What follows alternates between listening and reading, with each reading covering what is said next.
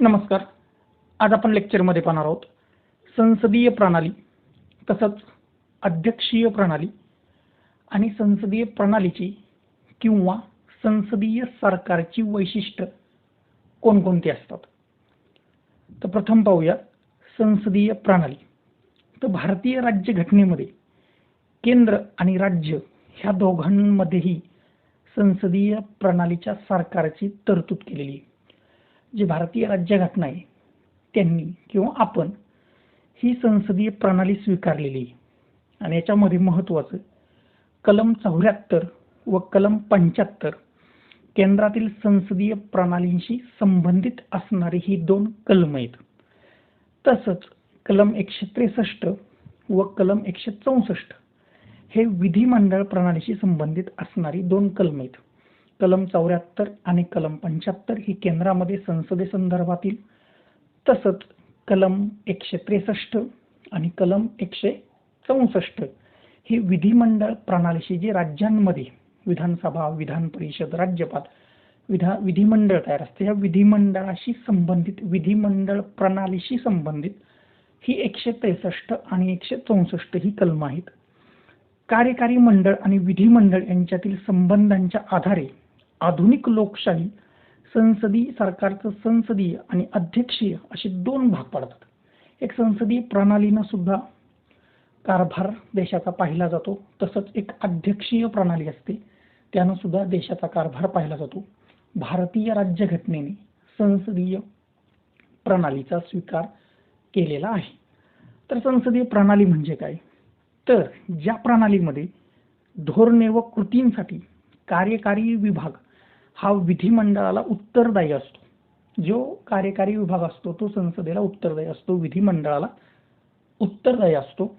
ती प्रणाली म्हणजे संसदीय प्रणाली. कार्यकारी मंडळ म्हणजे मंत्री, पंतप्रधान आणि त्यांचं मंत्रिमंडळ हे संसदेला उत्तरदायी असतं. अध्यक्षीय प्रणाली. अध्यक्षीय प्रणालीमध्ये धोरणे व कृतींसाठी कार्यकारी विभाग विधिमंडळाला उत्तरदायी नसतो आणि त्याच्या कार्यकालाबाबत सुद्धा घटनात्मक दृष्ट्या विधिमंडळापासून तो स्वतंत्र असतो. हे अध्यक्षीय प्रणालीमध्ये असतं की अध्यक्षीय प्रणालीमध्ये ज्या धोरणं, जे कृती जो कार्यकारी विभाग करतो तो विधिमंडळाला उत्तरदायी असत नाही. कार्यकालाबाबत सुद्धा घटनात्मक दृष्ट्या तो विधिमंडळापासून स्वतंत्र असतो.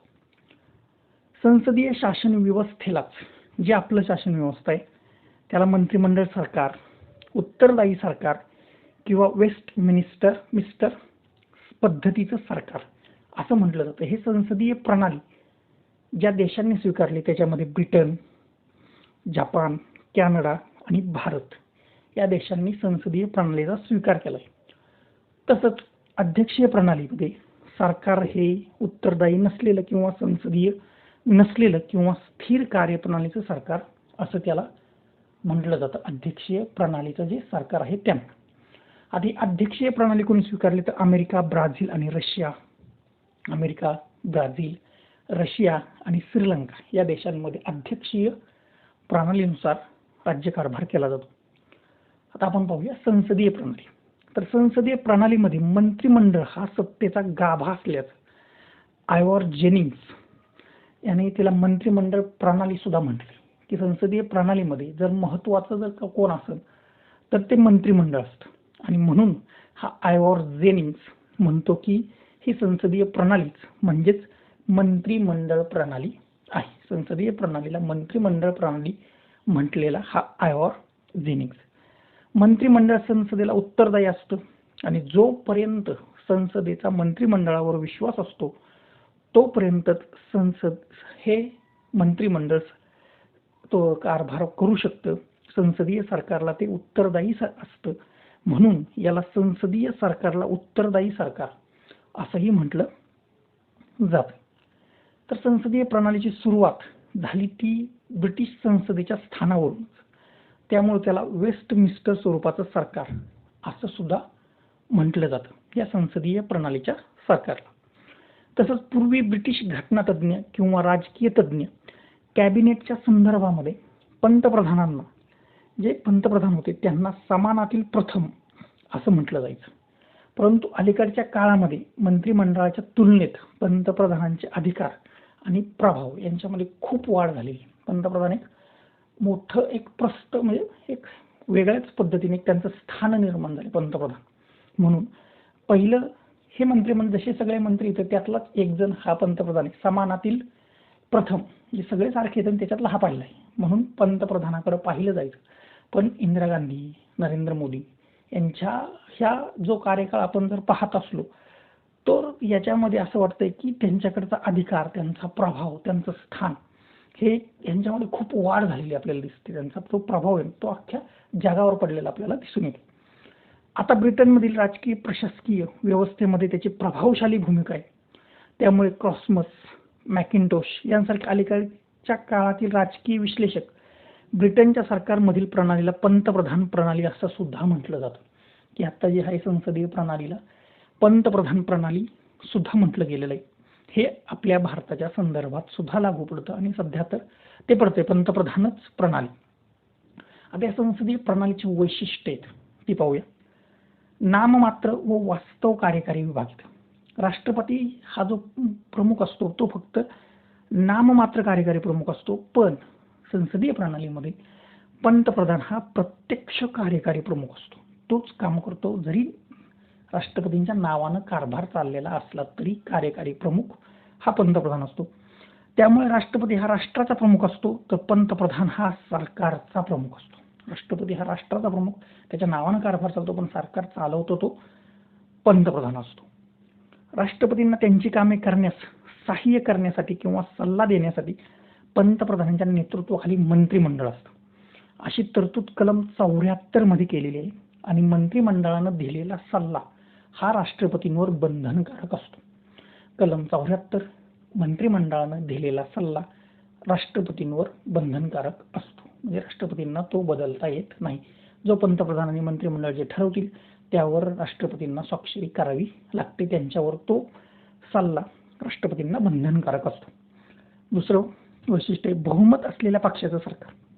आता या संसदीय प्रणालीमध्ये लोकसभेमध्ये ज्या पक्षाला बहुमत मिळेल तोच राजकीय पक्ष सरकार स्थापन करतो आणि त्या पक्षाच्या नेत्यालाच राष्ट्रपती पंतप्रधान पदावर नियुक्त करतो. राष्ट्रपती असं कोणत्याही नेत्याला करू शकत नाही. का तर ज्याच्या पक्षाला बहुमत मिळेल त्याच्याच पक्षाच्या नेत्याला राष्ट्रपतीला पंतप्रधान पदावर स्थानापन्न करावं लागतं.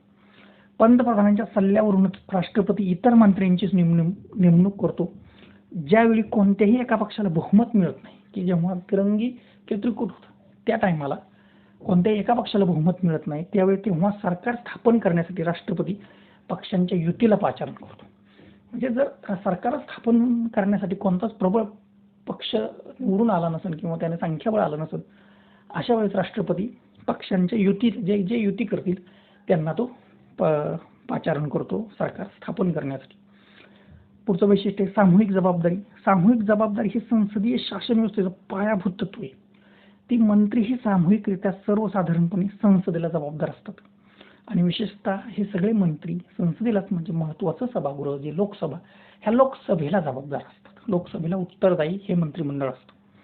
कलम 75 ते एक संघ म्हणून काम करतात आणि एकत्रितरित्या ते ठरतात. कलम 75 मध्ये सांगितलं की मंत्रिमंडळ हे लोकसभेला सामूहिकरित्या जबाबदार असतं. कलम 75 ते एक संघ म्हणून काम करतात किंवा एकत्रच राहतात. एकतर एकत्र सरकार चालवतात, नाहीतर एकत्र खाली सरकार त्यांचं जातं. तसंच लोकसभा अविश्वासाचा ठराव संमत करून मंत्रिमंडळाला म्हणजे पंतप्रधानांच्या नेतृत्वाखालील मंत्रिपरिषदेला पदावरून दूर करू शकते, असं सामूहिक जबाबदारीचं तत्व सांगतं. की जर लोकसभा अविश्वासाचा ठराव आणून असलेलं मंत्रिमंडळ आणि पंतप्रधान यांना पदावरून दूर करू शकते, त्यांचं सरकार बरखास्त करू शकते, हे लोकसभेला अधिकार आहे कलम 75 नुसार. तसंच पुढचं वैशिष्ट्य राजकीय एकजिन्सीपणा. सामान्यतः मंत्रिमंडळाचे सदस्य एकाच राजकीय पक्षाचे असतात, त्यामुळे त्यांची विचारसरणी सुद्धा एकच असते.